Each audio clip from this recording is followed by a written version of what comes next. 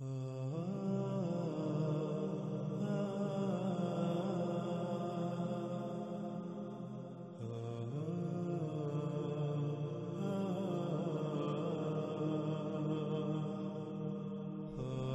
اب سوال یہ پیدا ہوتا ہے کہ کیا علامات و اشراط الساعۃ کی سب سے آخری اور بڑی علامت و شرط دخان کے بارے میں کوئی شک و شبہ رہ جاتا ہے؟ نہیں، بالکل نہیں۔ اور ناظرین، آپ یہ بھی جان چکے کہ دخان انسانوں کے اپنے ہی مفسد اعمال کا رد عمل ہوں گی۔ ان کا ذمہ دار بذات خود انسان ہوگا۔ کیوں؟ کیونکہ زمین کا اختیار کسے دیا گیا؟ زمین کا اختیار تو انسان کو دیا گیا۔ زمین پر کسے خلیفہ بنایا گیا؟ نائب بنایا گیا۔ خلیفہ یعنی اختیار دیا گیا۔ قرآن میں بالکل واضح ہے کہ زمین کا اختیار انسان کو دیا گیا۔ اور جب آپ غور کریں تو زمین پر کتنی ہی مخلوقات ہیں، لا تعداد مخلوقات ہیں، تو کتنی مخلوقات ہیں جن کے پاس زمین کا اختیار ہے، جو زمین پر اپنی منمانیاں، اپنی مرضیاں کر سکتی ہیں۔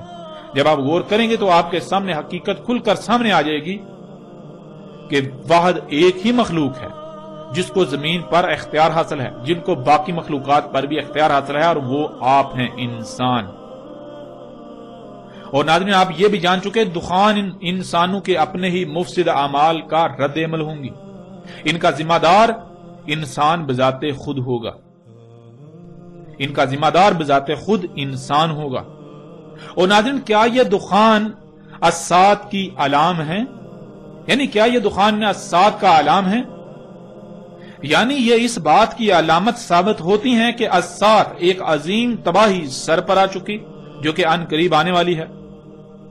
تو ناظرین، اس سوال کا جواب بھی بالکل واضح ہے کہ ہاں، بالکل یہ دخان الساعۃ کا علام ہے۔ مثلا جیسے اگر آپ کو کوئی بیماری لاحق ہو، اس بیماری کا علاج نہ کرنے سے وہ دن بدن بڑھتی ہے، اور پھر وہ اس بات کا اعلام یعنی علامت ہوتی ہے کہ ان قریب جسم موت کا شکار ہو جائے گا۔ یا بالکل ایسے ہی جیسے آپ کی گاڑی خراب ہو جائے اور آپ اس خرابی کو دور نہ کریں تو وہ خرابی بڑھتی جائے گی، اور اس بات کی علامت ہوگی کہ ان قریب گاڑی بالکل بیکار ہو جائے گی۔ بالکل اسی طرح ناظرین، ان دخان کی وجہ سے زمین آج جن جن تباہیوں کا شکار ہے، وہ تباہیاں دن بدن بڑھتی ہی چلی جا رہی ہیں، جو کہ چیخ چیخ کر اس بات کا اعلان کر رہی ہیں کہ الساعۃ ایک عظیم یعنی بڑی تباہی تمہارے سر پر آ چکی ہے۔ یوں دخان علامات الساعۃ میں سے ایک ہے، نہ صرف علامت بلکہ آخری اور بڑی علامات میں سے ایک۔ اس طرح ناظرین، کیا یہ دخان ان اشراط الساعۃ میں سے ہیں؟ یعنی وہ وجوہات جن وجوہات کی بنا پر الساعۃ آئے گی، عظیم تباہی آئے گی، کیا ان میں سے ایک یہ دخان ہیں؟ کیا ان میں سے ایک وجہ یہ دخان ہیں؟ تو ناظرین، اس سوال کا جواب بھی بالکل واضح ہے۔ ہاں، بالکل بلا شک و شبہ آج ان دخان یعنی ان گیسوں کی وجہ سے جو تباہیاں آ رہی ہیں، یہ اس بڑی عظیم تباہی کا سبب بنیں گی، جس سے یہ بات کھل کر واضح ہو جاتی ہے کہ یہ دخان یعنی یہ گیسیں نہ صرف اشراط الساعۃ میں سے ایک ہیں بلکہ یہ آخری اور بڑی اشراط میں سے ایک ہیں۔ ناظرین، حق ہر لحاظ سے آپ کے سامنے ہے۔ ہم سورۃ دخان کی اگلی آیات پر بھی بات کریں گے اور سورۃ دخان میں موجود بڑے بڑے رازوں اور حقائق سے بھی پردہ اٹھائیں گے، لیکن انا علینا بیانہ کے تحت، کیونکہ اس وقت ہمارا موضوع صرف اور صرف دخان ہے، اس لیے ہم نے صرف اور صرف اپنے موضوع کے تحت ہی بات کی۔ جیسے کہ مثال کے طور پر پیچھے ہم نے بات کی جب دخان انسانوں کو ڈانپ لیں گی، تب اللہ کہہ رہا ہے ھذا عذاب علیم۔ قرآن میں جو کچھ بھی موجود ہے یہ اللہ کی اول تا آخر تمام انسانوں یعنی ہر وقت کے انسانوں سے کی گئی گفتگو ہے، جو کہ آیات کی صورت میں موجود ہے۔ لیکن جب اللہ نے انسانوں سے گفتگو کی، یعنی جب اللہ انسانوں سے گفتگو کرتا ہے تو آیات نہیں بلکہ بینات کے ساتھ کلام کرتا ہے۔ اللہ نے جب انسانوں سے یہ کلام کیا، انسانوں سے یہ گفتگو کی، تو آیات نہیں بلکہ بینات کے ساتھ، یعنی ہر لحاظ سے کھول کھول کر بات کی، اور پھر عربی میں نہیں بلکہ ان کی اپنی زبان میں اللہ نے بات کی، جیسے اس نے قانون بنا دیا۔ اللہ بالکل ایسے ہی کلام کرتا ہے جیسے اس کا قانون ہے۔ اللہ کیسے کلام کرتا ہے؟ اللہ کلام کرتا ہے، انسان چونکہ بشر ہیں تو انہی میں سے کسی بشر کا انتخاب کرتا ہے، اس بشر کے ذریعے اللہ تعالیٰ انہیں کی زبان میں بات کرتا ہے۔ تو آج جب اللہ یہ کہہ رہا ہے ھذا عذاب علیم، تو یہ اللہ کیسے کلام کر رہا ہے؟ اس موضوع پر بھی ہم نے تفصیل سے بات نہیں کی، اس لیے کہ یہ ہمارا موضوع نہیں تھا۔ ہم نے صرف مختصراً اس کے اوپر بات کرتے ہوئے اپنے موضوع کے لحاظ سے، اپنے موضوع کے اعتبار سے بات کی اور آگے بڑھائی۔ تو چونکہ ہمارا یہ موضوع نہیں تھا، اس لیے ہم نے اس پر تفصیل سے بات نہیں کی، مگر یہ انتہائی اہم موضوع ہے، اور اس سمیت پوری سورہ دخان پر تفصیل کے ساتھ اس میں جتنے بھی موضوعات ہیں، تمام موضوعات پر تفصیل کے ساتھ بات ہوگی، لیکن انا علینا بیانہ کے تحت اللہ کے فضل مبین سے۔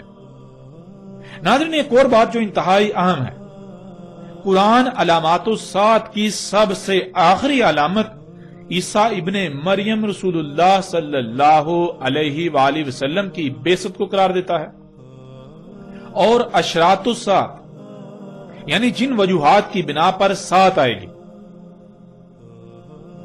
اشراط الساعت کی بنیادی طور پر سب سے آخری شرط انہی دخان کو قرار دیتا ہے۔ جب قرآن کی روشنی میں ساعت کی سب سے آخری شرط بھی ظاہر ہو چکی، تو وہ لوگ جو آج بھی دجال کے انتظار میں ہیں، ان سے سوال ہے کہ کیا دجال دخان کے بعد ظاہر ہونا تھا، یا پھر دجال تو بہت پہلے ظاہر ہونا تھا اور بہت بعد میں جا کر بالکل آخر پر دخان کا ظہور ہونا تھا؟ جب دجال کا ظہور بہت پہلے اور آخر میں دخان کا ظہور ہونا تھا، تو پھر دخان کے ظاہر ہو جانے کے بعد بھی جو لوگ دجال کا انتظار کر رہے ہیں، انہیں چاہیے کہ اپنی آنکھیں کھولیں اس سے پہلے کہ وہ دنیا اور آخرت میں عظیم ہلاکت کا سودا کر بیٹھیں۔ آج وقت آپ کے پاس ہے، اگر آج آپ نے عقل سے کام نہ لیا، آج آپ نے غور و فکر نہ کیا، حق ہر لحاظ سے واضح ہو جانے کے باوجود گمراہی کو ترک نہ کیا، تو جان لیں نقصان کسی کا نہیں بلکہ نقصان آپ کا اپنا ہی ہوگا۔ آج اگر آپ اندھوں کی طرح دوسروں کے پیچھے چلو گے تو جان لو بعد میں سوائے پچھتاوے کے کچھ نہیں رہے گا۔ جن کے پیچھے آج تم چلو گے، کل کو وہ تمہارے کیا، وہ اپنی نصرت کرنے کے بھی اہل نہیں ہوں گے، وہ تو خود چیہو پکار آہو بکا کر رہے ہوں گے۔ اکثریت کو معیار سمجھ کر اکثریت کے پیچھے چلنے والوں، آج وقت ہے، اپنی آنکھیں کھول لو، ورنہ انجام بہت بھیانک ہوگا۔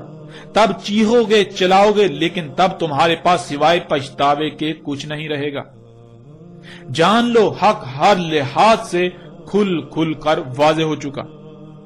گروہوں، تنظیموں اور فرقوں کی بنیاد پر، مسالک کی بنیاد پر حق کے دعوے داروں، جان لو اگر آج آپ انہی دائروں میں اپنے آپ کو بند کیے رہو گے حق ہر لحاظ سے کھل جانے کے باوجود، تو پھر تمہارا انجام کیا ہوگا اسے بھی جان لو۔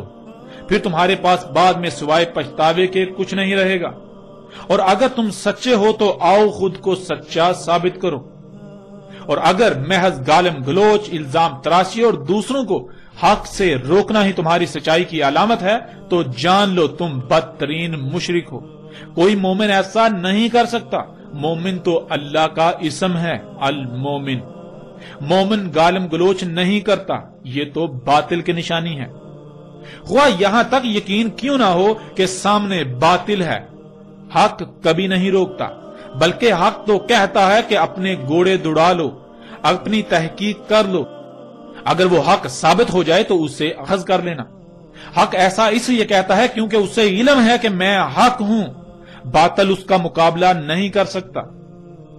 کوئی کتنا ہی ادھر ادھر کیوں نہ بھاگ دوڑ کر لے، مجبوراً بالآخر اسے میرے پاس ہی آنا پڑے گا کیونکہ میں حق ہوں۔ لیکن اس کے برعکس باطل روکتا ہے۔ باطل لوگوں کو روکتا ہے کیونکہ اسے علم ہے کہ وہ باطل ہے۔ اگر لوگوں تک حق پہنچ گیا تو باطل پاش پاش ہو جائے گا، اور اسی خوف سے باطل ان بیساکھیوں کا استعمال کرتا ہے کہ لوگوں کو حق سے روکتا ہے، لوگوں کو تحقیق کرنے سے روکتا ہے۔ باطل کا ہمیشہ یہی رویہ رہا کہ وہ روکتا ہے۔ اور قرآن کھول کر دیکھ لو، پورے قرآن میں جہاں بھی روکنے کا ذکر آیا تو کہا گیا کہ شیطان روکتا ہے، اور اللہ نے جہاں بھی اپنی بات پیش کی تو وہاں شروع میں لفظ قد، لا قد ولا قد کا استعمال کیا۔ اور کون نہیں جانتا کہ قد عربی میں کہتے ہیں اپنے گھوڑے دوڑا لو، اپنی طرف سے پوری تحقیق کر لو، جو بھی تمہارے سامنے حق کا دعویٰ کرتا ہے اس کو پرکھ لو، بالآخر تم پر یہ واضح ہو جائے گا کہ وہ باطل ہے اور حق میں ہوں، یہی حق ہے۔ یعنی تمہیں بالآخر مجبوراً واپس میری طرف ہی آنا پڑے گا۔ تو اے طرح طرح کے گروہوں، فرقوں، تنظیموں، مسالک اور اکثریت کے پیچھے چلنے والوں، طرح طرح کے عقائد و نظریات کو اخذ کر کے ان میں اپنے آپ کو بند کر کے انہی پر قائم رہنے والوں، اگر تم سچے ہو، اس حق کی مخالفت کرنے والوں اگر تم سچے ہو، اور پھر تم بھی یہی کرتوت کر رہے ہو، لوگوں کو روکتے ہو، تو جان لو تمہارے کذاب و باطل ہونے کے لیے تمہارا یہی عمل کافی ہے جو حق اور باطل کے درمیان فرق کرتا ہے۔ تم حق نہیں ہو سکتے، تم سچے نہیں ہو سکتے۔ اگر تم سچے ہوتے تو تم ایسا ہرگز نہ کرتے۔ حق تو ببانگے دہل اعلان کرتا ہے، وہ کہتا ہے اپنے گھوڑے دوڑا لو، اپنی تحقیقات کر لو۔ جو باطل ہوتا ہے وہ روکتا ہے لوگوں کو تحقیق کرنے سے، کیونکہ اسے علم ہے کہ اگر لوگوں نے تحقیق کی، انہوں نے فلاں کی بات سنی، انہوں نے فلاں کی بات سنی، وہ ادھر گئے، انہوں نے ادھر رخ کیا، اس کی بات سنی، تو کہیں ایسا نہ ہو کہ وہ واقعتاً حق ثابت ہو جائے اور میری جڑیں کھد جائیں۔ باطل کو یہ خوف ہوتا ہے، اسی وجہ سے وہ لوگوں کو حق سے روکتا ہے۔ تو جان لو جب دخان بھی آ چکی تو آج بھی تم دجال کے انتظار میں ہو، لہذا اپنی عقلوں کا علاج کراؤ، اس سے پہلے کہ وہ وقت آ جائے جب تم خود اپنی عقلوں پر ماتم کرنا شروع کر دو اور وقت ہاتھ سے نکل چکا ہو۔ ناظرین، حق الحمدللہ اللہ کے فضل سے ہر لحاظ سے آپ کے سامنے ہے۔ اور ناظرین، قرآن میں اور بھی بہت سے ایسے پہلو ہیں جن پہلو سے دخان پر مزید جتنی جی چاہے بات کی جا سکتی ہے، لیکن ہمارا مقصد موضوع کو لمبا کرنا نہیں بلکہ اسے لوگوں پر بالکل کھول کھول کر واضح کرنا ہے، جو کہ الحمدللہ اللہ کے فضل سے احسن طریقے سے ہو چکا۔ اب ہم آتے ہیں اس طرف کہ محمد علیہ السلام نے آج سے 14 صدیاں قبل دخان کے بارے میں کیا کہا تھا، دخان کے بارے میں کیا رہنمائی کی تھی۔ ناظرین، اس وقت اسکرین پر آپ کو روایت نظر آ رہی ہے۔ سب سے پہلے حسب سابق روایت میں استعمال ہونے والے الفاظ کو جان لیتے ہیں۔ ان میں پہلا لفظ ہے ملا، جس کے معنی ہے انسانوں اور غیر انسانی مخلوقات کی ایک بہت بڑی تعداد کا غیر منظم طریقے سے ایسا کام کرنا جس سے روکا گیا ہو، جس کی اجازت نہ دی گئی ہو، یعنی حرام کام جس کی وجہ سے ان کے عمل کا رد عمل بہت بڑی مقدار میں ظاہر ہو جائے۔ اور ملا اسے بھی کہتے ہیں جسے دوسروں پر اختیار و سلطان حاصل ہوتا ہے، مثلا جیسے انسانوں میں سے وہ لوگ جنہیں سلطان حاصل ہوتا ہے، جیسے کہ حکومتی عہدوں پر فائز لوگ، بااثر ترین لوگ، رہنما وغیرہ، خواہ وہ سیاسی ہوں یا مذہبی۔ پھر اگلا لفظ ہے یوم۔ یوم کہتے ہیں نقطہ آغاز سے نقطہ اختتام تک کی مدت کو، مرحلے کو، پیریڈ یا طے شدہ مدت وغیرہ کو۔ اب آتے ہیں ناظرین روایت کی طرف۔ پوچھا گیا ہے اللہ کے نبی صلی اللہ علیہ وآلہ وسلم، اور کیا ہے دخان؟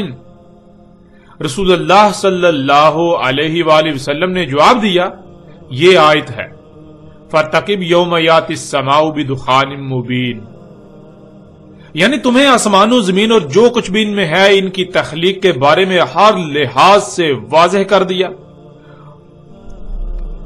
اور آگاہ کر دیا کہ ان میں چھیڑ چھاڑ نہ کرنا، کسی بھی قسم کی مداخلت نہ کرنا، ورنہ ان میں فساد ہوگا اور پھر تباہیوں کی صورت میں وہ فساد ظاہر ہوگا۔ تم نے اس دعوت کو تسلیم نہ کیا اور وہی کیا جس سے منع کیا تھا، تو پھر وہی ہوا، تباہیاں ظاہر ہوئیں، لیکن تم نے اپنی آنکھوں سے سب دیکھ لینے کے باوجود بھی یقین نہ کیا اور اپنی اسی روش کو برقرار رکھا۔ یلعبون ہی کر رہے ہو، تو پھر جان لو ہم نے کہا تھا کہ ہم نے آسمانوں زمین اور جو کچھ بن میں ہے انہیں گیسوں سے خلق کیا. ان میں پنگے لینے سے گیسیں خارج ہوں گی، اس لیے تمہارے یلعبون کرنے سے ان قریب یہ فضا جس میں تم سانس لیتے ہو یہ ہر لحاظ سے طرح طرح کی گیسوں سے بھر جائے گی. اور یہی رسول اللہ علیہ السلام نے کہا فارتقب یوم یاتی السماء بدخان مبین، پس قریب ہے جس یوم آئے گا آسمان ہر طرف سے کھلم کھلا ہر لحاظ سے گیسوں کے ساتھ. انسانوں اور غیر انسانی مخلوقات کی بہت بڑی غیر معمولی تعداد کے غیر منظم طریقے سے ایسے اعمال کا رد عمل ہوگا، یعنی ایسے اعمال کا رد عمل ہوں گی جن سے اللہ سبحانہ و تعالی نے روک دیا تھا، جو حرام ہیں. ان کے ان اعمال کی وجہ سے مشرق اور مغرب کے درمیان گیسیں بھر جائیں گی، ایسے کہ ان گیسوں کو پوری دنیا کے انسانوں پر سلطان حاصل ہوگا. یعنی وہ مشرق و مغرب کے درمیان اس طرح بھر جائیں گی کہ انسان ان گیسوں کے سامنے بے بس و بے اختیار ہوں گے. انہیں انہی گیسوں کے ماتحت رہنا پڑے گا، انہیں انہی میں سانس لینا پڑے گی، اور وہ گیسیں رہیں گی 40 یوم اور لیل. اس طرح ناظرین اگلی روایت آپ کو سکرین پر نظر آ رہی ہے، اس میں رسول اللہ صلی اللہ علیہ وآلہ وسلم نے کیا کہا وہ آپ کے سامنے ہے. رسول اللہ صلی اللہ علیہ وآلہ وسلم نے دخان کے بارے میں کہا کہ وہ الساعۃ کی اشراط میں سے ہیں، یعنی جن وجوہات کی بنا پر الساعۃ آئے گی، دنیا میں آخری بڑی تباہی آئے گی جس سے دنیا میں تمام انسانوں کا خاتمہ ہوگا، اس تباہی کی وجوہات میں سے ایک وجہ دخان یعنی وہ گیسیں ہوں گی. جب دخان یعنی گیسیں ظاہر ہوں گی تو ان کے بعد اشراط الساعۃ میں سے کوئی بھی شرط باقی نہیں بچے گی، یعنی دخان الساعۃ کی سب سے آخری شرط ہے، اور یہ کہ دخان یعنی وہ گیسیں رہیں گی زمین میں 40 یوم. انسانوں اور غیر انسانی مخلوقات کی بہت بڑی غیر معمولی تعداد کے غیر منظم طریقے سے ایسے اعمال کا رد عمل ہوں گی جن سے اللہ سبحانہ و تعالی نے روک دیا، جو حرام ہیں. ان کے ان اعمال کی وجہ سے وہ گیسیں زمین و آسمان کے درمیان بھر جائیں گی، ایسے بھر جائیں گی کہ انہیں سلطان حاصل ہوگا، یعنی زمین و آسمان کے درمیان ان گیسوں کی موجودگی ایسے ہوگی جیسے کہ وہ گیسیں راج کر رہی ہوں گی. ناظرین محمد رسول اللہ علیہ السلام نے دخان کے بارے میں جو باتیں بتائیں وہ آپ کے سامنے ہیں. پہلی بات یہ کہ وہ گیسیں انسانوں اور غیر انسانی مخلوقات کی بہت بڑی غیر معمولی تعداد کے غیر منظم طریقے سے ایسے اعمال کا رد عمل ہوں گی کہ جن سے اللہ سبحانہ و تعالی نے روک دیا، جو حرام ہیں. تو ناظرین غور کریں، کیا یہ گیسیں انسانی اور غیر انسانی مخلوقات کی غیر معمولی بڑی مقدار کے غیر منظم طریقے سے کیے جانے والے اعمال کا رد عمل نہیں ہے؟ حقیقت آپ کے سامنے ہے جسے آپ آج اپنی آنکھوں سے دیکھ رہے ہیں. جہاں انسان اپنی ضرورت کی اشیاء خلق کرنے کے لیے کارخانوں سے طرح طرح کی زہریلی گیسوں کو خارج کر رہے ہیں، تو وہی غیر انسانی مخلوقات یہ انسان کے اپنے ہی ہاتھوں سے خلق کردہ مشینیں طرح طرح کی زہریلی گیسیں خارج کر رہی ہیں. اور یہ سب آج آپ اپنی آنکھوں سے ہوتا ہوا دیکھ رہے ہیں. نہ صرف دیکھ رہے ہیں بلکہ آج آپ خود بھی اس میں شامل ہیں. یوں محمد رسول اللہ علیہ السلام کے الفاظ بالکل سچ ثابت ہو جاتے ہیں جو انہوں نے آج سے 14 صدیاں قبل کہے تھے. پھر ناظرین محمد رسول اللہ علیہ السلام نے کہا کہ وہ گیسیں زمین و آسمان کے درمیان اس طرح بھر جائیں گی کہ انہیں سلطان حاصل ہوگا، ایسے کہ جیسے وہ راج کر رہی ہوں. تمام کے تمام انسان ان گیسوں کے سامنے بے بس ہوں گے اور انہی گیسوں میں سانس لینا پڑے گا، انہی میں زندہ رہنا ہوگا. انسان ان گیسوں کے تسلط میں رہیں گے. تو کیا ناظرین آج حقیقت یہ نہیں ہے؟ کیا آج یہ سب آپ اپنی آنکھوں سے نہیں دیکھ رہے؟ ناظرین یہ حقیقت آج آپ اپنی آنکھوں سے دیکھ رہے ہیں. کیا آج بذات خود اسی وقت میں آپ موجود نہیں ہیں؟ آج خود آپ اسی وقت میں موجود ہیں. جس فضا میں آپ سانس لے رہے ہیں آپ اسی میں زندہ رہنے پر مجبور ہیں. وہ فضا ہر لحاظ سے، ہر طرف سے، ہر طرح سے طرح طرح کی گیسوں سے بھر چکی ہے اور آپ ان گیسوں کے سامنے بے بس ہیں۔ کیا یہ گیسیں آپ پر راج نہیں کر رہی؟ کیا انہیں سلطان حاصل نہیں ہے؟ حقیقت ہر لحاظ سے آپ کے سامنے ہے۔ پھر ناظرین، محمد رسول اللہ علیہ السلام نے کہا کہ دخان یعنی وہ گیسیں 40 یوم رہیں گی۔ یوم کے معنی دن کے کیے جاتے ہیں، جو کہ بالکل غلط ہیں۔ ہم گزشتہ ایک ساتھ میں یہ واضح کر چکے اور پیچھے بھی ہم پہلے ہی اس لفظ کی وضاحت کر چکے کہ یوم کہتے ہیں نقطہ آغاز سے انجام تک کے وقت کو، ایک مرحلے کو، پیریڈ کو، طے شدہ مدت وغیرہ کو۔ دخان قرب قیام الساعت ظاہر ہونے والی گیسیں جو پوری دنیا کی فضا میں بھر جائیں گی، وہ 40 یوم تک رہیں گی۔ اور ناظرین، حیران کن طور پر دوسری طرف محمد رسول اللہ علیہ السلام نے دجال کے زمین پر ٹھہرنے کی مدت بھی 40 یوم ہی بتائی، اور پھر یہ بھی واضح کر دیا کہ دجال کی جنت گرد و غبار والی ہوگی۔ وہ گرد و غبار اپنی ذات میں طرح طرح کی گیسیں ہوں گی، یعنی وہ گرد و غبار طرح طرح کی گیسیں ہوں گی، دخان ہوں گی، جیسا کہ آپ سکرین پر نظر آنے والی روایت میں دیکھ سکتے ہیں۔ رسول اللہ صلی اللہ علیہ وآلہ وسلم نے کہا، اس کے یعنی دجال کے ساتھ ہوگی جنت کی مثل اور آگ کی مثل، اور اس کی جنت غبار والی ہوگی جو دخان ہوں گی، یعنی طرح طرح کی گیسیں ہوں گی۔ اور ناظرین، آج آپ دیکھیں، دنیا جو آج طرح طرح کی سہولتوں سے مزین ہو چکی ہے، آج جنت کا منظر پیش کر رہی ہے۔ جنت کہتے ہیں ایسی جگہ کو جہاں انسان کو مشقت نہ کرنی پڑے، بلکہ اس کے برعکس اسے طرح طرح کی سہولتیں، آسائشیں اور آسانیاں حاصل ہوں۔ تو ناظرین، کیا آج پوری دنیا انسان کی خلق کردہ طرح طرح کی ان مخلوقات سے نہیں بھر چکی جنہیں انسان آج آسانیاں، سہولتیں اور آسائشوں کا نام دیتے ہیں؟ کیا آج پوری دنیا انسان کی خلق کردہ طرح طرح کی آسانیوں، سہولتوں، آسائشوں سے مزین نہیں ہو چکی؟ دنیا جنت نہیں بن چکی؟ ایسی جگہ جہاں انسان کو مشقت نہیں کرنا پڑتی۔ مشقت انسان کے برعکس مشینیں کر رہی ہیں۔ دجال مشقت کر رہا ہے، جو کہ دھوکے کی جنت ہے، یعنی یہ جنت حقیقت میں جہنم ہے، کیونکہ جنہیں آج انسان اپنے لیے فائدے، سہولتیں، آسائشیں، آسانیاں یعنی مسیحا سمجھ رہا ہے، انہی کی وجہ سے یہ زمین ان قریب جہنم بن جائے گی۔ اس لیے یہ دجال جنت ہے۔ اور ناظرین، ذرا غور کریں، کیا یہ دجال جنت گرد و غبار والی نہیں ہے؟ اور پھر یہ بھی غور کریں کہ یہ گرد و غبار اپنے آپ میں دخان یعنی گیسیں نہیں ہیں جو دابت الارض خارج کر رہا ہے، جو کارخانوں سے خارج ہو رہی ہیں، ان کارخانوں سے جن کارخانوں میں آپ اپنے استعمال کی اشیاء خلق کر رہے ہیں، اپنی ضروریات خلق کر رہے ہیں۔ انسانوں کے اپنے ہی مفسد اعمال کے سبب یہ گیسیں خارج ہو رہی ہیں، یہ گرد و غبار خارج ہو رہی ہے، جن سے اللہ سبحانہ و تعالی نے سختی کے ساتھ منع کیا تھا، ان اعمال سے، ان اعمال کے سبب۔ ناظرین، دجال کے زمین پر ٹھہرنے کی مدت 40 یوم، دجال کی جنت کی مدت 40 یوم، دخان قرب قیام الساعت ظاہر ہونے والی گیسوں کی مدت بھی 40 یوم، اور دجال کی جنت انہی دخان یعنی گیسوں سے بری ہوئی ہوگی۔ اور یہ تمام تر حقائق آج آپ کے سامنے ہیں۔ آج جب دخان یہ گیسیں بھی ظاہر ہو گئیں تو کیا دجال ابھی آیا ہی نہیں؟ دجال کی جنت تو انہی گیسوں سے بری ہوئی ہونا تھی، جو کہ آج نہ صرف دجال جنت موجود ہے بلکہ انہی طرح طرح کی گیسوں سے بری ہوئی ہے۔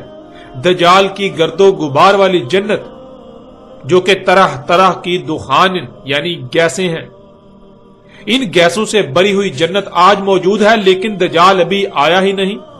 یہ کیسے ہو سکتا ہے؟ کیا کبھی آپ نے غور کیا؟ ناظرین، کیا آپ اب بھی اپنی آنکھیں کھولنے کو تیار نہیں اور اندھوں کی طرح اسی طبقے کے پیچھے چل کر دنیا اور آخرت میں ہلاکت کا سودا کرنا چاہتے ہیں، جو طبقہ دین کے نام پر اللہ ہی کا دشمن بنا ہوا ہے؟ وہ طبقہ جسے محمد رسول اللہ علیہ السلام نے امام الدجال کہا تھا، وہ لوگ جو دجال کے امام ہوں گے، جو دجال کو انسانوں پر واضح نہیں ہونے دیں گے، جو دجال پر پردہ ڈال کر اسے انسانوں کی نظروں سے چھپا دیں گے اور الٹا انسانوں کو دجال کا غلام بنا دیں گے، اور انسانوں کو یہ علم بھی نہ ہوگا کہ وہ دجال کو اپنا رب بنا چکے ہیں۔ تو کیا ناظرین آج آپ انہی امام الدجال کے پیچھے چلنا چاہتے ہیں؟ انہی کے پیچھے چل کر آپ دنیا و آخرت میں ہلاکت کا سودا کرنا چاہتے ہیں؟ اب فیصلہ آپ کے اپنے اختیار میں ہے۔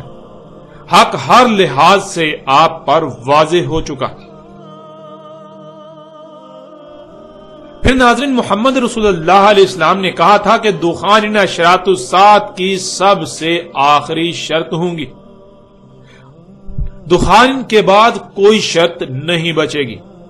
تو ناظرین غور کریں، جب اشراط الساعۃ کی سب سے آخری شرط بھی ظاہر ہو چکی تو جو اس سے پہلے ظاہر ہونا تھا کیا وہ ظاہر نہیں ہوئی ابھی تک؟ ایسا کیسے ہو سکتا ہے کہ جسے سب سے آخر میں ظاہر ہونا تھا وہ ظاہر ہو چکی، مگر جو اس سے پہلے ظاہر ہونا تھی وہ ابھی ظاہر ہی نہ ہوئی؟ وہ سب ظاہر ہو چکی، لیکن انہی کو نظر آئیں گی جو واقعاتاً اللہ کے قانون میں مومن ہیں، نہ کہ اپنی زبان سے مومن ہونے کے دعوے دار اور اللہ کے قانون میں بدترین مشرک۔